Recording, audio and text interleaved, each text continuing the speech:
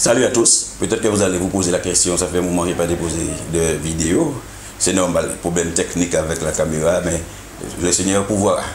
Aujourd'hui nous allons parler d'un thème vraiment délicat. Ouais, je sais que je ne vais pas me faire des amis en le faisant, mais que veux-tu, il faut sonner la trompette. On va parler des dérives évangéliques, les doctrines de démons. La Bible nous dit dans 1 Corinthiens 11, verset 19, qu'on prend tout de suite, 1 Corinthiens 11, 19, car il faut qu'il y ait aussi des sectes parmi vous, afin que ceux qui y sont approuvés soient reconnus comme tels au milieu de vous. Il faut qu'il y ait des sectes. Donc, quand nous voyons qu'il y a des sectes, il y a beaucoup, c'est biblique, c'est normal. 1 Timothée 4, verset 1, l'apôtre Paul parle encore, il dit, mais l'Esprit dit expressément que dans les derniers jours, quelques-uns abandonneront la foi pour s'attacher à des esprits séducteurs et à des doctrines de démons. Et là encore, il dit dans Galates 1, verset 8 à 9, quand nous-mêmes, quand un ange du ciel annoncerait un autre évangile que celui que nous vous avons prêché, qu'il soit anathème. Nous l'avons dit précédemment, je le répète à cette heure, si quelqu'un vous annonce un autre évangile que celui que vous avez reçu, qu'il soit anathème. Galates 1, verset 8 à 9. Et nous savons que anathème veut dire maudit. Donc à partir du moment que quelqu'un prend un verset pour faire de cela une doctrine, il met ce qu'il veut, il retourne ce qu'il veut, ça c'est une doctrine de démon. Et il est clair que pour l'apôtre Paul, ajouter ou retrancher quoi que ce soit de la parole, ça fait un autre évangile. L'apôtre Paul rejetait ça catégoriquement. Il savait d'ailleurs que d'autres évangiles ne manqueraient pas d'apparaître, puisqu'il a dit, il viendra un temps où les hommes ne supporteront pas la saine doctrine. Mais ayant la démangeaison d'entendre les choses agréables, ils se donneront une foule de docteurs, selon leurs propres désirs, détourneront l'oreille de la vérité et se tourneront vers les fables. 2 Timothée 4, verset 3 à 9. L'auteur du livre des Hébreux nous dit aussi dans Hébreux 13, verset 9, ne vous laissez pas entraîner par des doctrines diverses et étrangères. Si étrangère, c'est qu'il n'y a rien avec la Bible. Ça n'a rien à voir avec la Bible. L'apôtre prévient, il y a eu parmi le peuple de faux prophètes. Il y aura de même parmi vous de faux docteurs. 2 Pierre 2, verset 1. Nous vivons dans les derniers temps, donc les temps de la séduction. Les faux docteurs ne manqueront pas, malheureusement, parmi ceux qui se prétendent évangéliques. Et le phénomène n'est pas nouveau.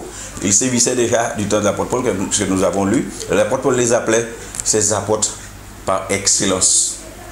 Il est dit dans 2 Corinthiens 11, verset 5, or j'estime que je n'ai été inférieur en rien à ces apôtres par excellence. Ou plus exactement, comme disent d'autres évangiles, ces charlatans de l'évangile. Ils viennent à vous pour remplir leurs poches. Et puis, on ne sait pas. On dit, bon, ben, quand on fait ça, c'est Dieu qu'on bénit, et puis on vide nos poches pour les enrichir. Utilisant leur charisme, c'est-à-dire leur don pour récolter de l'argent afin d'entretenir leur train de vie pour leur gloire. Plusieurs villas, maisons privées, jets privés, des millions d'euros, des portables dernier cri, collection de voitures anciennes, etc. J'en passe. Faisant croire que cela, c'est la bénédiction divine. Si tu n'as pas ça, c'est que tu n'es pas béni. Alors que c'est par rapport à leur évangile de la prospérité qu'ils ont eu ça. Aveuglés qu'ils sont par leur autre évangile, ils ne se demandent pas ce que peut penser la pauvre veuve au temps de Jésus qui a donné cette dernière de Jésus sur la terre. Si elle était encore là, qu'est-ce qu'elle aurait pensé? Elle a donné cette dernière économie. La Bible dit qu'elle a donné plus que tous les autres. Elle a donné, les autres ont donné de leur superflu, mais elle a donné de son nécessaire. Ces gens-là viennent à vous pour enseigner les chemins de la prospérité à tout prix. Je ne dis pas postérité. Postérité, c'est descendance. Mais prospérité, de la guérison à tout prix et des différentes bénédictions spirituelles à tout prix. C'est absolument renversant au sens propre. Puisque les gens tombent à la renverse, perdent toute retenue, se comportent comme des gens ivres, rient ou pleurent pendant des heures sans savoir pourquoi. Poussent des cris d'animaux, etc. Chaque partie, je donne une miette là-dedans. Parce que je ne vais pas rentrer trop dans les détails. Quand on parle de l'idolâtrie, c'est dans l'église. Quand on fait de la pub pour son assemblée, ce n'est pas biblique. Votre destinée ne dépend pas de votre église locale, elle dépend de Jésus-Christ et de son œuvre accomplie à la croix. Donc on a dit, viens à mon église, il y a des délivrances, il y a des guérisons, c'est chez moi qu'il y a ça. Ça veut dire quoi? Ça veut dire de la publicité. Et Dieu n'est pas dans ça. On va aussi des églises qui font des séminaires à tout bout de champ pour faire de l'argent. Et il y a de bons séminaires, je ne vais pas mettre tout dans le même sac. Il y a de ceux qui font des séminaires pour édifier le peuple. Ça, c'est même important et même recommandé. Mais il y a d'autres qui font des séminaires à tout bout de champ. Tous les soirs, il y a la collecte. Je ne dis pas si l'église a un besoin, on fait une collecte spéciale. D'accord, c'est normal. Puisqu'on est déjà bien mieux servi que par soi-même. Mais faire des séminaires dans le but de faire de l'argent, ça, c'est Dieu ou maman. À partir du moment que c'est l'argent qui prime, maman est là. Il est bon, comme je dis, de faire de bons séminaires. Les soi-disant guérisons miraculeuses, parlons-en. Oui, la guérison divine existe. Dieu guérit, Dieu bénit, Dieu délivre. Mais attention aux raccourcis. À ceux qui cèdent à la facilité et vous disent, vous serez guéri tout de suite, tel jour, à telle heure. Et si ce n'est pas le cas, ils disent que c'est à cause de votre manque de foi ou parce qu'il y a un péché dans votre vie. Il n'y a pas qu'à dire c'est yo qui n'est pas bon, mais c'est parce que tu as un péché dans ta vie. C'est pourquoi je prie. Tu n'arrives pas à guérir. C'est vite oublier que Dieu se sert aussi de la souffrance pour nous éduquer quand cela lui semble nécessaire. L'apôtre Paul, Dieu l'a utilisé pour ressusciter Eutychus. Vous connaissez cette histoire dans Acte 20, verset 9 à 12. On peut lire, hein? Acte 20, verset 9 à 12. Or, un jeune homme nommé Eutychus qui était assis sur la fenêtre s'endormit profondément pendant le long discours de Paul. Entraîné par le sommeil, il tomba du 3e étage en bas et il fut relevé mort. Mais quand Paul, étant descendu, se pencha sur lui et le prit dans ses bras en disant, ne vous troublez pas car son âme est en lui. Quand il fut remonté, il rompit le pain et mangea et il parla longtemps encore jusqu'au jour. Après quoi il partit. Verset 12, le jeune homme fut ramené vivant et ce fut le sujet d'une grande consolation. Pourtant, l'apôtre Paul a été obligé de laisser Trophime, compagnon d'œuvre. Il a laissé malade à Milet. Il a dit dans 2 Timothée 4, verset 20, Héras est resté à Corinthe et j'ai laissé Trophime malade à Milet. Quand on regarde un homme de Dieu dans l'Ancien Testament qui était, on pourrait dire, le successeur d'Élie, il est mort de maladie. Je veux parler bien sûr d'Élisée. Il est mort de maladie. Dans 2 Rois 13, verset 14, il est dit, Élisée est atteint de la maladie dont il mourut. Alors qu'il a guéri des gens, il a ressuscité ceux qui étaient morts, mais lui, il est mort de maladie. Et je vois ce roi d'Israël descendre vers lui, pleura sur son visage. Ne nous laissons pas séduire par ces autres évangiles et ne n'écoutons pas ceux qui nous disent laissez-vous emporter par la vague de l'esprit ou le repos de l'esprit. Où trouve-t-on cela dans l'évangile? Non, dans le véritable évangile de Jésus-Christ, il n'y a pas ça. La vague de l'esprit, le repos de l'esprit, non. Pas chez l'apôtre Paul en tout cas. Le repos de l'esprit ou le livre de l'esprit, non, je ne connais pas. Paul dit justement, nous vous prions, frères, de ne pas vous laisser facilement ébranler dans votre bon sens et de ne pas vous laisser troubler, soit par quelque inspiration, soit par quelques paroles ou par quelques lettres qu'on dirait venir de nous. 2 Thessaloniciens 2, verset 1 à 2. Et il dit dans Éphésiens 5, verset 10, examinez ce qui est agréable au Seigneur. Examinez. Donc, pas pour ça qui n'est pas bon. Dans tout homme, on prend ce qui est bon. 1 Thessaloniciens 5, verset 21 nous dit, examinez toutes choses, retenez ce qui est bon. L'évangile de prospérité. Revenons-en. La théologie de la prospérité issue des courants pentecôtistes américains met sur le même plan le salut et la richesse matérielle. Pour la télé-évangéliste américaine Gloria Copeland, l'équation évangélique est sans équivoque. Donnez-moi $10, c'est comme ça qu'elle parlait, et vous recevrez 1000. Donnez-moi $1000, vous recevrez 100 000. Mais c'est comme ça l'eau qu'a fait, même à présent, sous 100 francs, 100 euros, vous pouvez gagner 1000. Sous 1000, vous pouvez gagner 10 000. La théologie de la prospérité a vu le jour aux États-Unis à partir des années 60.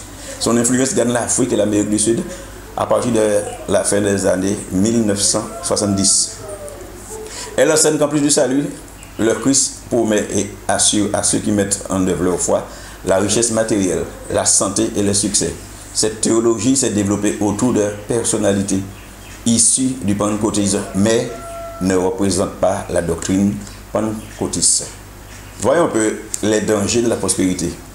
Ils sont grands. L'évangile de la prospérité fait passer les moyens pour des buts. L'argent et les biens matériels deviennent des buts à rechercher et non de simples moyens pour le service de Dieu. Il fait croire qu'on n'est pas attaché à l'argent alors que le cœur est déjà pris sans le savoir. Dès que je veux plus que ce que j'ai, ou je m'inquiète pour le lendemain, je commence à servir Mammon. Matthieu 6, verset 24 à 25, le Seigneur Jésus a parlé, disant, nul ne peut servir 2 maîtres. Car ou il haïra l'un et aimera l'autre, ou il s'attachera à l'un et méprisera l'autre. Vous ne pouvez servir Dieu et Mammon. Et 1 Timothée 6, 9 à 10, Paul dit, mais ceux qui veulent s'enrichir tombent dans la tentation, dans le piège et dans beaucoup de désirs insensés et pernicieux qui plongent les hommes dans la ruine et la perdition. Car l'amour de l'argent est une racine de tous les maux, et quelques-uns en étant possédés se sont égarés loin de la foi et se sont jetés eux-mêmes dans bien des tourments. Ils présentent la richesse comme signe de la bénédiction du Seigneur et donnent à penser que ceux qui ont des revenus modestes ou peu de succès matériel dans la vie, ceux-là ne sont pas bénis. Si tu as une petite maison, une petite voiture, tu n'as pas tellement de richesse, pour eux, c'est que tu n'es pas béni. Et donc, ils créent aussi des différences entre les serviteurs du Seigneur. Ils s'opposent ouvertement et tordent la pensée de Dieu qui est claire. Ils déclarent que ceux qui veulent s'enrichir tombent dans la tentation et dans le piège et dans une foule de désirs pernicieux. Il est une source de mécontentement chez de nombreux chrétiens, alors que la piété est une grande source de gain si l'on se contente de ce que l'on a. 1 Timothée 6, 10. L'argent et les richesses matérielles nous sont donnés pour atteindre un seul but, accomplir la volonté parfaite et les desseins de Dieu, selon l'appel spécifique que chacun a reçu, mais jamais comme un but en soi. Tu vois, quand on a reçu, c'est pour faire du bien, c'est pour que la miséricorde, mais pas pour se glorifier, pour manier l'argent, moi ça mon riche. L'exemple suprême de la vraie postérité nous est donné par le Seigneur Jésus lui-même. Il avait toujours parfaitement, et au même moment où il avait besoin pour accomplir sa mission, tous les moyens matériels qui lui étaient nécessaires. Il a voulu faire le miracle avec du pain, c'était sur place. Il a voulu envoyer quelqu'un chercher un âne pour le déplacer, pour accomplir ce qui est écrit dans Zacharie 9. L'âne n'était pas loin. Même un tombeau pour sa mort, c'était déjà là. Il n'y avait pas question de construire un tombeau pour lui. Joseph d'Arimathée a proposé son tombeau neuf. Voilà la vraie prospérité. Jésus a été l'homme le plus prospère et de tous les temps. Cependant, il n'avait rien à lui. Puisqu'il a dit dans Matthieu 8, verset 20, les renards ont des tanières et les oiseaux du ciel ont des nids, mais le Fils de l'homme n'a pas où reposer sa tête. L'évangile dont parle Paul était bien l'évangile de Jésus-Christ, le véritable évangile, alors que l'évangile de la prospérité est un faux évangile qui tord la vérité de la parole et contredit l'esprit de Jésus. Les gens sont prêts à tout gober.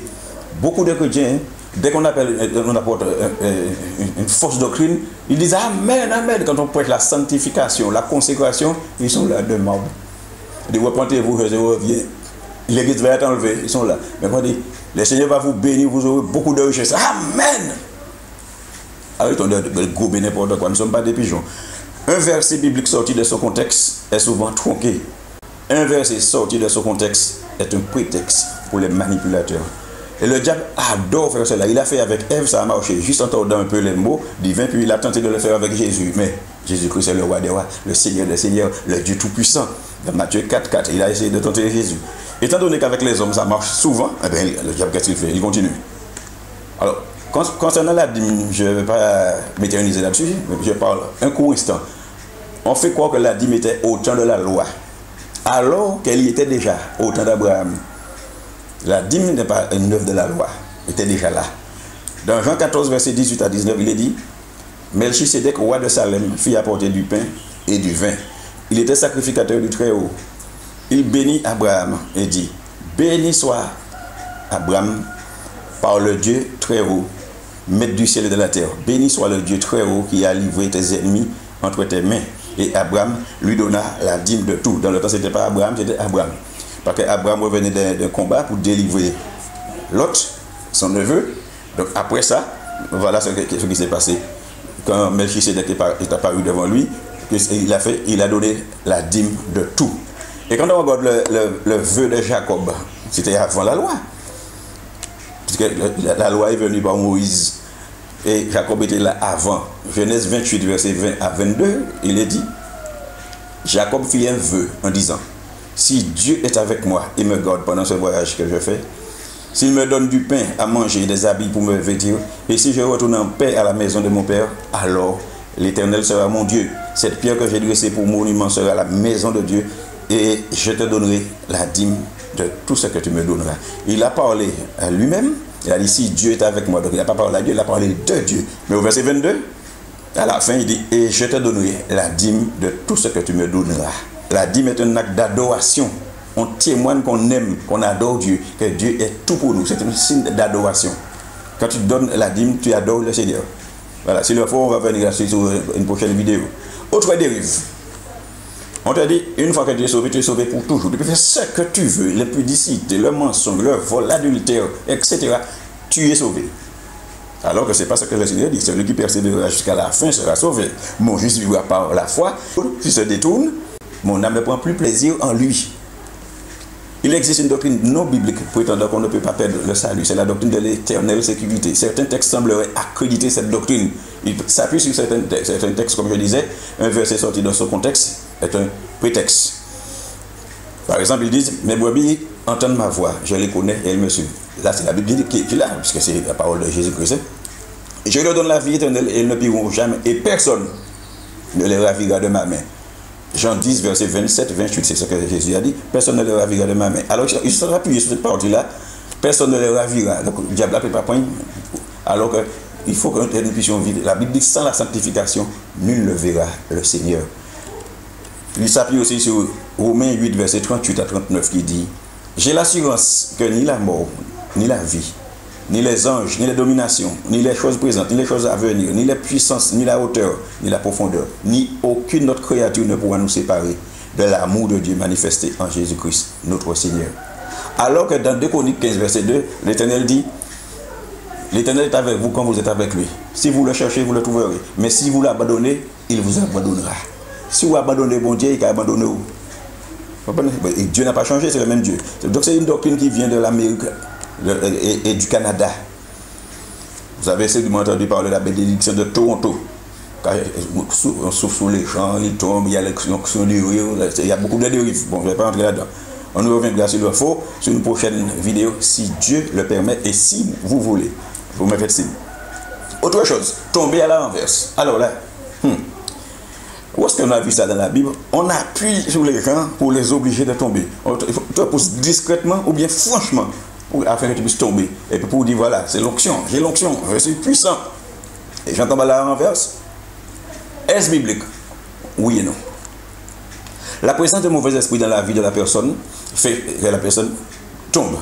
Parce que l'esprit impur, face à l'autorité d'un croyant, se sent dérangé et troublé. Alors il commence à s'agiter car il sait qu'il ne peut désormais plus rester dans la vie et le corps de cette personne. Donc la personne peut pousser des cris, etc. La personne peut tomber, la personne peut avoir des convulsions. Marc 9, verset 20, on le lui amena, fils qui était possédé d'un esprit muet. Et aussitôt que l'enfant vit Jésus, l'esprit l'agita avec violence, il tomba par terre et se roulait en écumant. Donc c'est bien ce que je disais. Il se roulait par terre, il cachimait. Ou bien on laisse la personne à terre et on dit, le Saint-Esprit va s'occuper d'elle. Ça, ce n'est pas biblique. Parce que le Seigneur dit, en mon nom, ils chasseront les démons. Il n'a pas dit, en mon nom, les hommes tomberont par terre et le Saint-Esprit fera le reste. Ils chasseront les démons. Ça veut dire qu'on prend autorité au nom de Jésus-Christ de Nazareth. Mais tomber par terre, je vais vous donner un exemple. Quand on regarde le prophète Daniel, Daniel 10, verset 2 à 11 et verset 16 à 19, je lis. C'est une grande lecture, mais ça va nous faire du bien. En ce temps-là, moi, Daniel, je fus 3 semaines dans le deuil. Je ne mangeais aucun mets délicat. Il n'entra ni viande ni vin dans ma bouche, et je ne mourrai ni point jusqu'à ce que les 3 semaines soient accomplies. J'entendis le son de ces paroles, et comme j'entendais le son de ces paroles, je tombais frappé d'étourdissement, la face contre terre. Et voici, une main me toucha, et secoua mes genoux et mes mains. Puis il me dit, Daniel, homme bien-aimé, sois attentif aux paroles que je vais te dire, et tiens-toi debout à la place où tu es, car je suis maintenant envoyé vers toi. Lorsqu'il m'eut ainsi parlé, je me tiens debout en tremblant.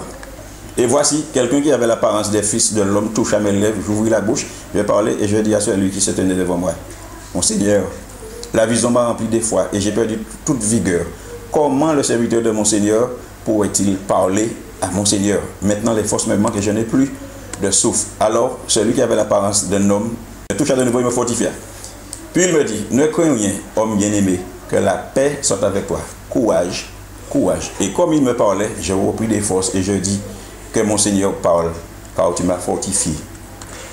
Daniel a vécu une sorte de jeûne et de deuil de 3 semaines. Il était très affaibli physiquement. Dans la vision de la gloire de Dieu, il est tombé, frappé d'étourdissement la face contre terre. Le Seigneur va aussitôt le rassurer et lui demander de se tenir debout.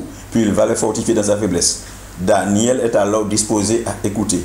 Le Seigneur ne se complaît pas dans le fait de le laisser par terre, mais il le met debout. Donc le Seigneur n'a pas changé. Nous ne pouvons pas comparer cette expérience à celle qui est prônée par certains prédicateurs. Elle n'est ici ni médiatisée, ce qui s'est passé avec Daniel, ni publique. Elle est privée et Daniel recevra une révélation importante et utile.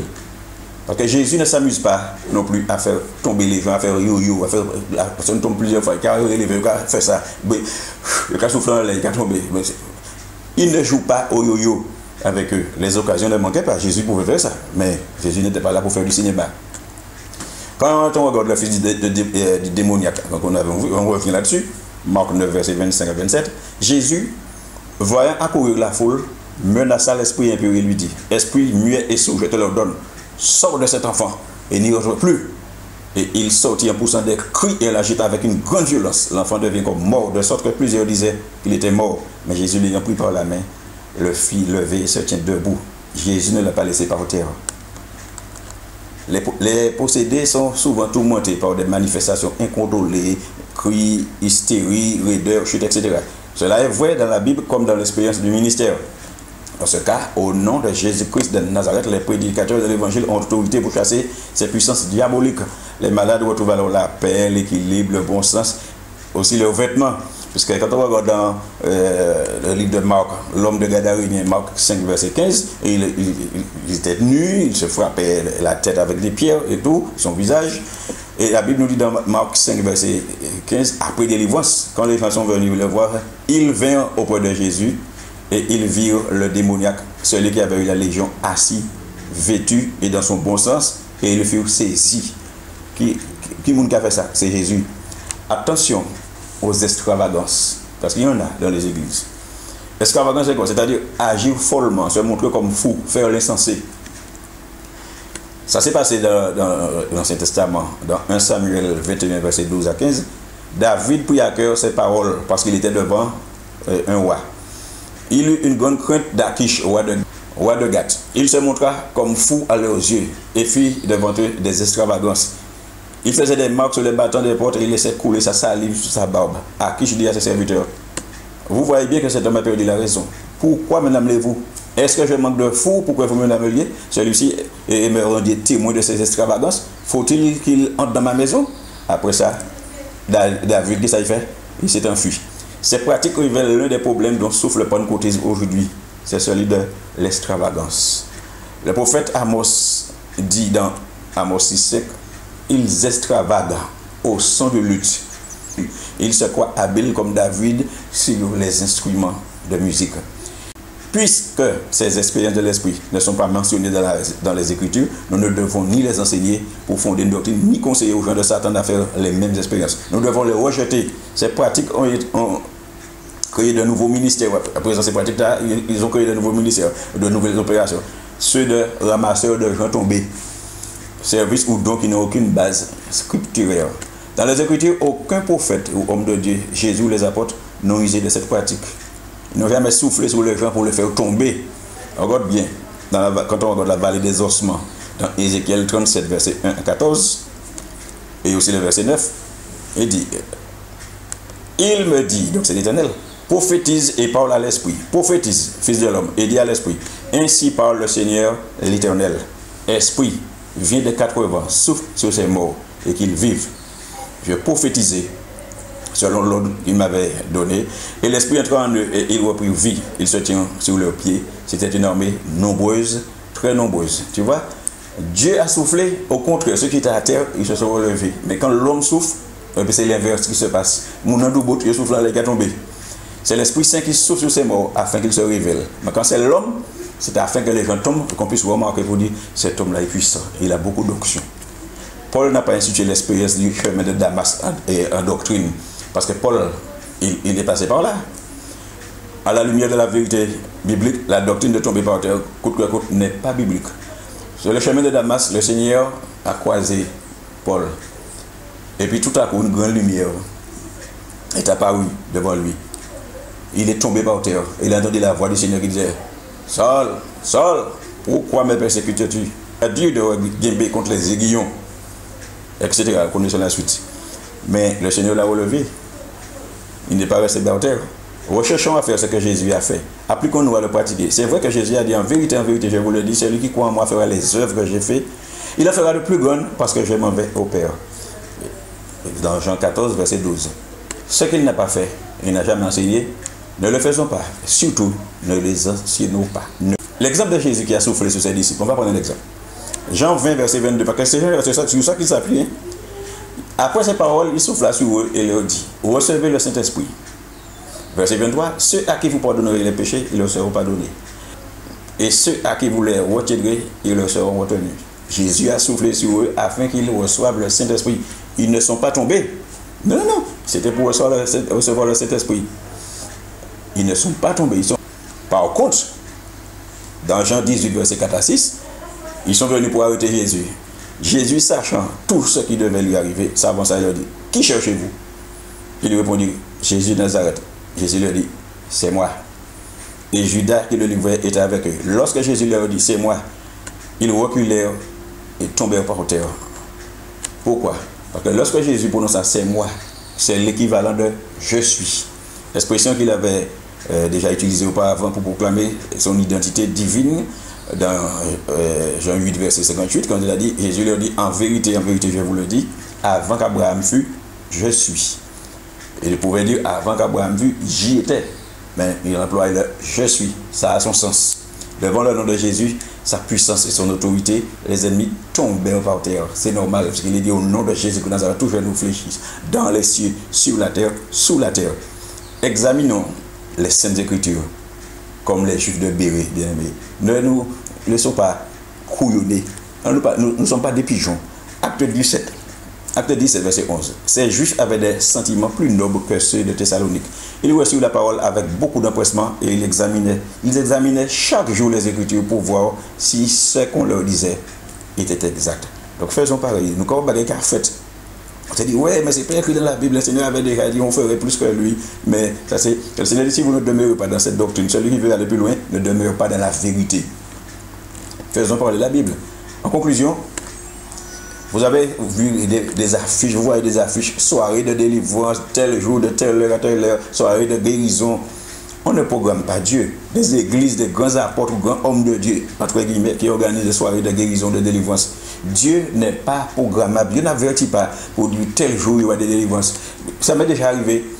On va au culte, on est là pour faire le culte, il y a quelqu'un qui est possédé, on prie pour la délivrance. Après, il y a quelqu'un qui est possédé, on prie pour la délivrance. Mais la veille, le Seigneur n'a pas dit demain, telle heure, il y aura des délivrances. Le Seigneur nous prépare. Et puis si délivrance vient, nous ne pas faire délivrance. Mais on va programmer de tel jour à telle heure, il y a une séance de délivrance, une séance de guérison. Dieu ne se laisse pas programmer. Pour finir maintenant, il y a aussi ce qu'on appelle imposition des mains. Je pense. Maintenant, ce qui se passe, il y a imposition des pieds. La personne est à terre, on met les pieds sur cette personne pour chasser les démons. Mais ce n'est pas biblique. C'est des couillonnades. Maintenant, certains hommes de soi-disant hommes Dieu parlent de plusieurs dimensions, notamment de la 4e, la 5e dimension qui ressemble au voyage astral. Ils sortent de leur corps en esprit et vont voyager, ils vont partout, et ils ne payent pas. Qu'est-ce que ça veut dire? L'apôtre Paul a été ravi dans le ciel. C'est Seigneur qui a fait ça, ce n'est pas l'apôtre Paul qui a décidé de faire. Il a vu des choses ineffables qui n'étaient pas permis à un homme d'exprimer. La personne quitte son corps et voyage. Beaucoup de pasteurs, que je ne vais pas dénoncer, il y a même un qui a écrit un livre sur ça pour dire que c'est la nouvelle vie de l'esprit en Jésus-Christ. Mais ça veut dire quoi? Il y a des nouveautés à l'évangile. Dieu est toujours le même Dieu hier, aujourd'hui, éternellement. Beaucoup tombent là-dedans. Il y a de ceux qui étudient pour savoir s'ils vont accepter. Ils dénoncent certaines choses. Ces gens-là, hein, ils dénoncent certaines choses. Mais pratiquent beaucoup d'abominations. Nous sommes dans les derniers temps. N'oublions pas que nous sommes dans les derniers temps.